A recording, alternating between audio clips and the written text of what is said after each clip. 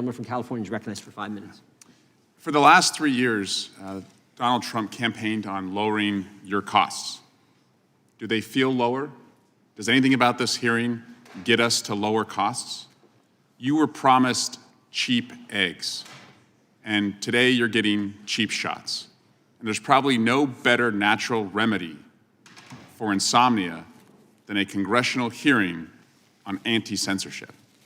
But, Mr. Taibbi, you're here, and would you agree that censorship is the suppression of ideas, words, images, and something that can be conducted by the government? Yeah, it can also not be by the government, but yes.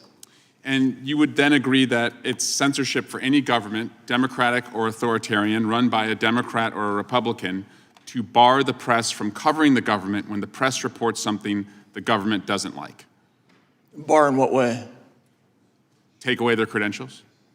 Take away their access? So, as a long time, I started my career as an independent journalist. Journalists who whine about not being credentialed should recognize that being on the outside is part of what being in the press is. I'm not terribly sympathetic to people who complain about that issue. So if you report something that a government doesn't like and they take away access that others have, that's not censorship? You can still cover it. That's not censorship. Okay. And banning books, is that censorship? Banning books is censorship. Yep. So this topic is more complicated than the hearing title would suggest. And I would argue the difference between a democratic approach and democratic activists on this issue and Republicans is that as Democrats seek to attack mis- and disinformation, it's because their perception of information is that it is a means to the truth. And for many Republicans, they believe that information is a means to power. And so they are primarily concerned with using information, whether it's disinformation or misinformation, as long as it gets them to power, they're okay with it. And it's difficult to try and litigate what do you do with mis- and disinformation. And I will be honest with you. Sometimes Democratic voices object too much to mis- and disinformation. A lawyer once told me when I was a young prosecutor that I was jumping out of my seat too much, objecting to conduct by the defense attorney, and while I was probably legally right, it was just annoying the jury, and that I should pick my battles.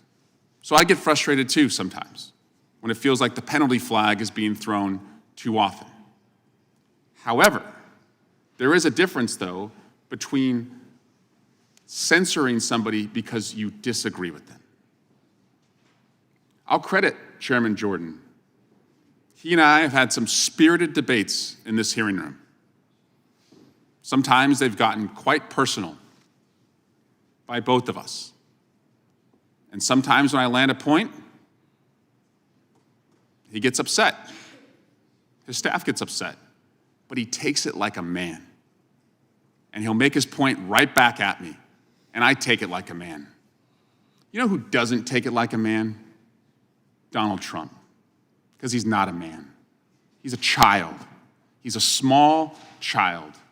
And he views censorship as a mean to get rid of people who disagree with him. He wants to get rid of judges who disagree with him. He said that as recently as yesterday.